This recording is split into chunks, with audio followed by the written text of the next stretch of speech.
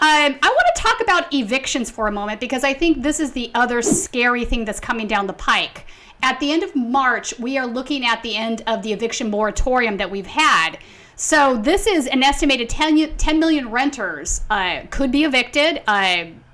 Their rent payments beginning of 2021 being owed was $57 billion, including utilities. That's an insane amount of money. So John Farina actually covered a protest in New York City yesterday where they were fighting these evictions. And I wanted to play a little bit of that video in case you guys missed it. And he interviewed some of the folks that were there protesting. So let's play that clip.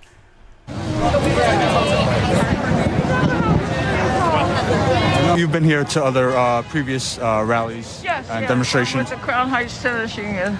Have you ever seen this many police? Never, not even a fraction of this. Why do you think that they have this many cops out there today? Maybe it's the landlords organizing some fight back of a nature. I'm not sure right. Not sure right yet. Can you tell But we're strong. We're strong. Today, people are at work and so on. But we have a housing movement, citywide, nationwide. It's only getting bigger. People could start being evicted today. People who had earlier notices and conflicts over their rent. People who may not have filled out the form to protect them because of the pandemic conditions. And so many landlords are just harassing folks all the time anyway to try to get them out. And repairs are not made. Apartments are overpriced. There's racist landlords and so on. Yeah. We're here today because it's March 1st, and we know that the eviction protections for some of our New Yorkers are coming to an end. And evictions are going to start. And we know right now how dangerous evictions are in the middle of a pandemic. We also want to make sure that Senator Kavanaugh knows that his most recent bill is absolutely inadequate. It is another means-tested version of absolute garbage. We all know that his bill last summer, less than 40 million people qualified, $40 million of the $100 million was used. And we also know that people were not covered. People who have no pay stubs. People who are undocumented. Some of our most vulnerable neighbors were not protected. I say it's about time they start applying for some relief instead of asking us to constantly apply for relief. You all have heard about the Kavanaugh bill, right? Yeah, you know it's no good, right? All right, so DHCR has been in the business of deregulating your housing. For years and years, they have been deregulating your housing and taking away your tenant protections. They have been approving overcharges for years. Your landlords have been submitting bullshit on your rent history.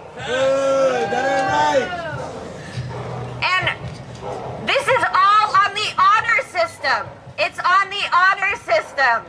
In a side where the landlords, do they have any honor? No. Is there any honor in being a landlord and overcharging tenants all citywide? No. Hell no. That's right. And now, DHCR was asked to administer the rent relief program.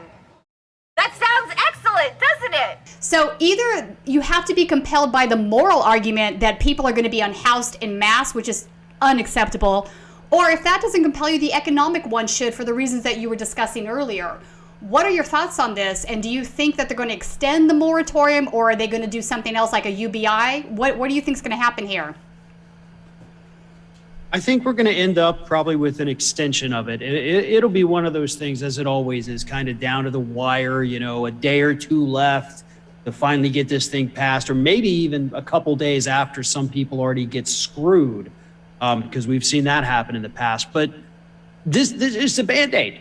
It's just putting a little Band-Aid on it. We need the moratorium 100%, but that's not going to solve the ultimate problems No. that these people are facing. I mean, That's right. how in God's name are these individuals going to have the money to pay 12 months of back rent?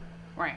You know, where is this going to come from for these individuals? That's the part that has not been addressed in any way by Congress. I mean, they're not even talking about it. I want to see them talking about how we get these people not just an eviction moratorium, but rent relief. That's what we have to have right now, rent relief. And, you know, of course, I know landlords are not, you know, obviously the most loved individuals, but these people, they do have to also, you know, have money. Otherwise, they're going to be in the same situation. So they've got to have their income. So we have to do something to normalize this situation. And then, of course, once we get that done, once we get the Band-Aids, then we get the remedy, then we actually have to look at the entire structure of it and say, how can we prevent something like this again? I mean, this whole pandemic has exposed just how fragile everything in this country is.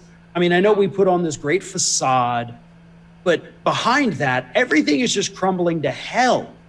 And nobody ever wanted to look behind the facade, but COVID forced us to do that, to show us how weak our economy really is, that, hey, look what happens when you shut down the service industry. The entire economy starts crumbling. Look what happens when suddenly people miss 2 paychecks. You know, and this is like back in April. People are suddenly facing an eviction crisis after a month. That's how poor our economy truly is. And yet we go about as a country boasting being we're the richest, we're the biggest, we're the baddest. No, we are basically a third world country in a fancy hat. And exactly, it's like lipstick on a pig. I don't disagree with anything you said there. They're basically going to kick the can just further down the street, right? But unless there is absolute rent relief or that money is just wiped away clean, I don't see how this gets any better. People will, I mean, how many times are you going to install this moratorium and then the bill comes due and it's, you know, $20K that you owe your landlord and you're supposed to pay that? That's not going to happen. So kicking the can down the street is not going to work for anything. What they should have been doing all along was an emergency UBI. Just put money in the cash of every individual. That way the landlord gets paid and they can pay their mortgage, et cetera, et cetera.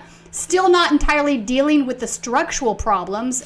For example, I think there's a difference between a landlord that owns like a duplex or a fourplex and he's just an individual, or some of these Wall Street investors and hedge funds that have been buying up property. That's a thing here in California, believe it or not, or the REITs, the very large property owners. Those folks are a little bit different, right? Those are just capitalist machines. Let's definitely make that distinction. I don't care about the Wall Streeters or these, you know, investors and the developers. Like, to hell with those people. But you do have good, honest, just everyday people who say, hey, you know, I moved out of my house. Rather than sell it, I want to rent it. So, you know, there's nothing wrong. These are not the evil individuals. There's plenty of bad actors in the entire real estate industry. I mean, so many of them. So many.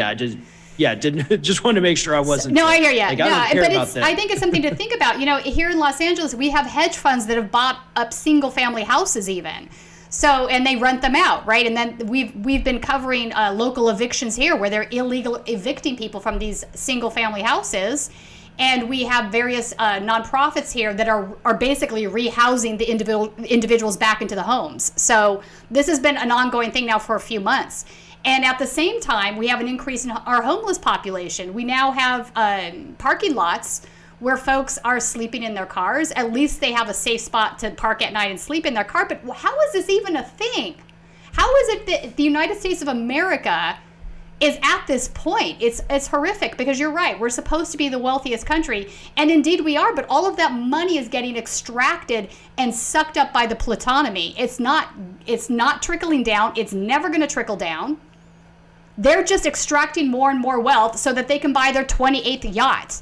So I want to understand why we're not changing this. Where is the will to change this? We send elected officials to Congress to change this, and they're still not changing it either. So I think there's a palatable anger out there. It's understandable, and I don't see it getting deflated anytime soon because nothing is structurally changing, and we need real structural change in the country. And we do. And all through, 2018 and 2019, I told the same story kind of over and over again, both of those years. And it came to fruition at the beginning of the pandemic. And it's this: we, the United States, years and years ago, decided to rebuild our economy. And we were the three little pigs. Rather than make our economy out of bricks, something strong, something able to withstand a couple of, blows from the wolf, we built our economy out of straw. And that straw is concentrating all the wealth at the top.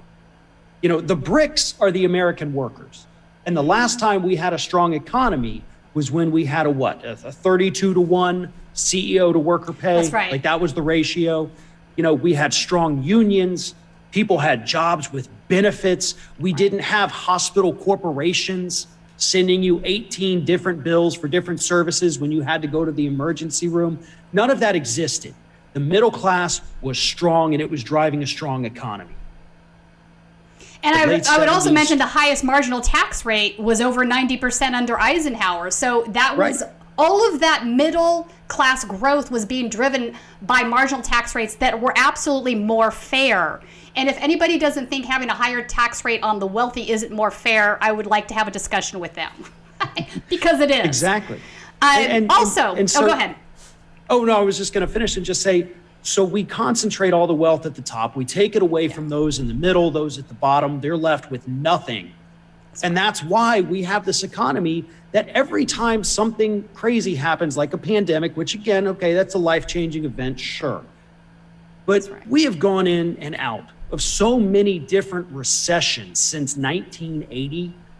Right. It's crazy. Sometimes we have to look back and say, you know what, though? We keep hitting these low points, these ridiculously low points.